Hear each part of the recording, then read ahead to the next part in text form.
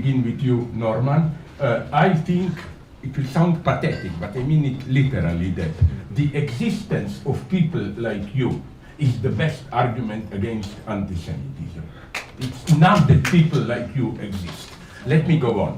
I would like to briefly report on you on my pretty terrifying, even now I'm shocked, maybe some of you know about it, but it happened in Europe, at Frankfurt Open Book Fair.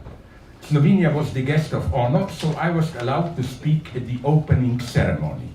My speech was, I'm almost ashamed of it, so absolutely careful, moderated, and so on. I said, yes, I condemn Hamas, everything. My point was just, Palestinians are also suffering. You know what happened? They have now a special position in every German land called Beauftragter, to cut it short, Commissar for Fighting Anti-Semitism. And he and another two politicians go to YouTube, you can find it, stood up and, like in old communist times, but communists know it better, stood up and started to shout at me. I'm anti-Semitic, I am equalizing blah blah blah Hamas, and I'm the worst thing. I'm contextualizing it. And then there was a series of attacks in big German newspapers on me, Frankfurter Allgemeine and so on. The title of one of them is very clear. Hamas has no context. Like, it's literally, you have to understand this, you have to go back to German idealism metaphysics. The idea is, this is absolute, original, abyssal evil. No context can even explain it. And when I then quoted as a reply, Primo Levi, of all guys, who said it's crucial to analyze Holocaust, not to say this is just evil, I was again attacked, blah, blah. So let me not lose time. Another important thing happened there. I was accused of politicizing the event, book fair. Oh, this is a pure cultural event, blah, blah. Sorry, before me there were 5 speakers from Germany. All of them openly repeated one motive: full unconditional support for Israel. I just added to it, Palestinians are also suffering. I was accused of politicizing it. And this brings me to what goes on today, yesterday in Israel. You know, Anat Matar, the professor of philosophy there, is now very sad thing.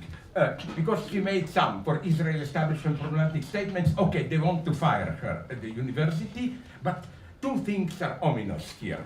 First, students protested against her. I think the same thing I noticed in Reagan's time when I visited Berkeley. Professors were usually old 68 guys, much more progressive than students. And I don't know how it is here, but all around Europe, the younger generation of men mostly is getting absolutely more reactionary. The other thing, Anat Matar's thesis that every ethics is grounded in a political decision is fully justified here. Because you see, what happened in Frankfurt when they claim, no, the first guys who preached total support for Israel, this was totally apolitical, just compassion and so on and so on. No, such depoliticization of judgment is politics at its dirtiest. Let me go on. Do I have 2 minutes? 3. Oh my God, what's happening to you? I'm getting soft, generous. Okay, let me go on.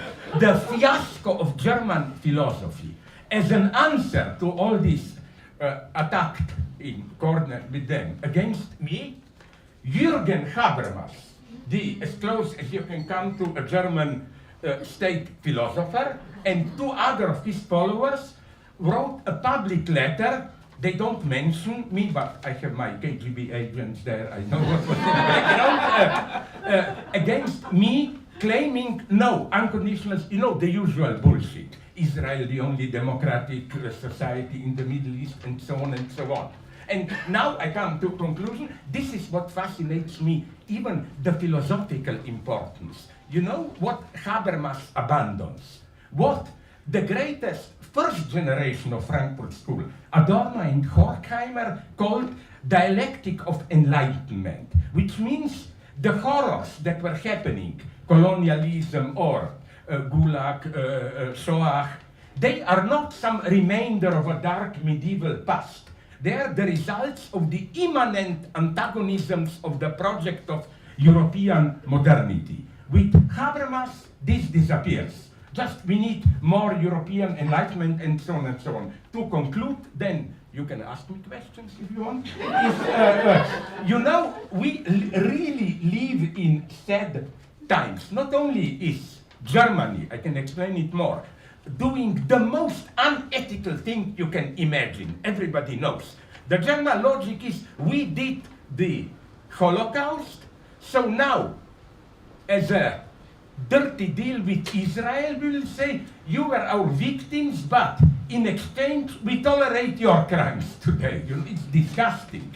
And just to conclude, you know, people like to mention what happens today in Haiti. Gangs taking over. But it's not just Haiti. Even in the developed states everywhere. Did you notice how the state power cannot reproduce itself without direct use of what are ultimately criminal gangs? Trump here needs Proud Boys and so on. And in Israel, let's face it, settlers movement of the West Bank are illegal criminal gangs subtly used by Israeli establishment. And this is where we are, unfortunately, where we are coming today. To use the pathetic term, half a minute, yep. The masks are falling, literally. I was shocked, you know, my reaction was like, you know, in Tom and Jerry, when something happens, the eyes pop out, and that was my reaction when Netanyahu, a month ago or when, said publicly, from the river to the sea, but the big Israel. So it's like what was till now done more discreetly is now done openly.